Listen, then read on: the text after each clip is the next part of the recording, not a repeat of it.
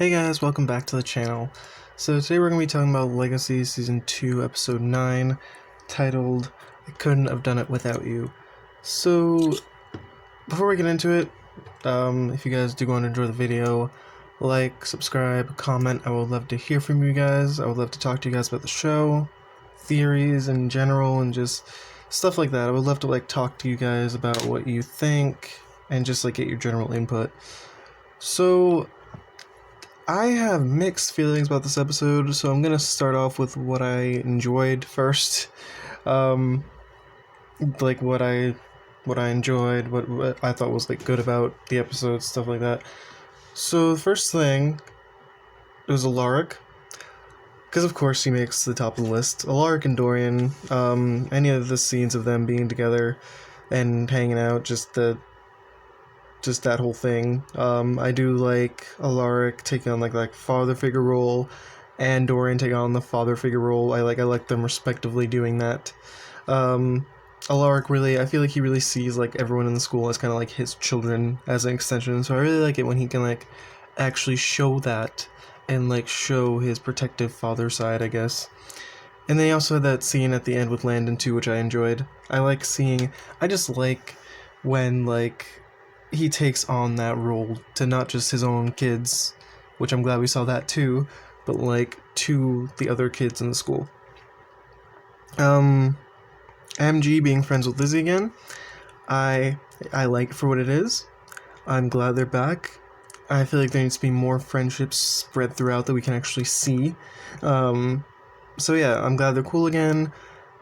Whatever your feelings may be on what happened between those two, it happened. She's more or less forgave him. That scene between the two were funny. I enjoyed it for the most part. I like the Crisis call out for those of you who watch Crisis on Infinite Earths and the Arrowverse shows. I thought it was funny that they did a little shout out to that. Something else I enjoyed, Landon thinking he's the sidekick and not being able to protect people. That I felt bad. Landon, he has to have some kind of extra power that we just haven't seen yet. I truly believe that they'll be showing him in some form with some kind of new power at some point in the future. But just him not feeling like he's good enough and stuff like that, you can't help but feel bad for him, honestly. I also would like to see more, if they go this route, given how the episode ended, of him and Sebastian being friends. Both kind of have this general understanding and respect for each other that I would like to see develop more, and I just think it would be an interesting friendship to have on the show. Now, Sebastian and his backstory, this episode had me hating him and liking him and going back and forth. At this point, I am officially in the mixed feelings about the character. I know at the end, clearly he was when he was talking to Alaric, he wanted to die. That was kind of an obvious thing. He was crying. The whole thing, he was just done. He was just ready to be finished. I still don't really know how I feel about him. Again, I land somewhere in the middle between indifferent. I did enjoy his scenes though. He had some really good scenes. Him meeting with the witches, I thought it was very well acted and stuff like that. But yeah, either way, I land again somewhere in the middle. And Hope readjusting. This is, again, I put this on the things that I like. Part of this because there wasn't a lot of it, but Hope readjusting was great. I just liked any scene with her in it. I know we got a few, like the scene with her and Josie at the end, which I really enjoyed. That made me really emotional. Not really emotional, but it hit the heartstrings where it needed to. Anything with her and Landon, I would have taken, and we got 2, maybe 3 scenes with that at max. But yeah, I'm trying to keep this part of it on the positive side, so I like their scenes. I like the ending with that whole 3-way cheesy hug. Yeah, I liked it. Lizzie, poor Lizzie. Again, well-acted scene with everything that she did. I like her friendship with MG. I like her attempting to deal with Sebastian. Not much to say. I felt bad for her just in general. And again, I thought the scenes that she had were good. Josie. Poor Josie. Having visions of going dark.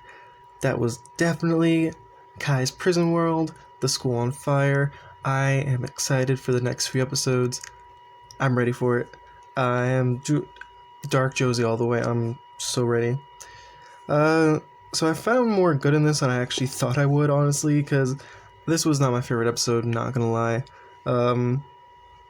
It was just fell flat for me.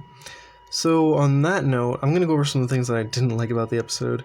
There isn't a lot, and this is not against anyone who, if you're a fan of certain people being together, whatever. This is just what I thought. So who thought it was a good idea to give the Necromancer that much screen time? I mean, I get it. He's our villain, or kind of our villain, and I thought he was pleasantly funny and cheesy and over the top when we first were introduced to him. But why the hell did he get that much screen time? We had Hope and Lana just got back together. Josie and Hope are friends again, or for my people who ship Josie and Hope, they were flirting like crazy. Cool, you could look at it that way. Whatever. The Lizzie and Sebastian stuff, even if you don't like that, it was there, and they could have done more with that too. Just there was new characters that were going on too. We could have had more time dedicated to any of these things, but we got like half that time dedicated to Necromancer. Even if it wasn't that much time, it was. If I felt like it was an extended period of time dedicated to him, and I think it was too much, then like there was a problem there. I'm sorry, but there was just no need for him to get as much time as he did. I understand giving a villain backstory, but I'm sorry, I personally didn't care about what he had going on. That would have been fine if it would have like sprinkled out throughout, the past few episodes or whatever, but just throwing it all in this one was, I think, a mistake. I get it, they're trying to like set up the next week's villain, but it did not need an entire episode of the Necromancer to do that. Maybe I'm the only one. Let me know what you guys think. Maybe he was a loved villain. Maybe everyone just thought it was great. I do not see it that way. Again, I really do want to know what you guys think. What are your theories? Like, did you guys like him? Did you guys like what the episode did? I, again, personally, not the biggest fan. However, this episode did do one thing. It got me excited for the next 2 to 3 episodes, because for those of you who don't know, Kai Parker is coming back. I think it's episode 12. So over the next few episodes are going to be, I have high expectations. That's why I'm willing to give this one a pass. I consider this a little bit of a filler episode. Cool, whatever. The next 2 to 3 episodes are going to be the best. Hopefully.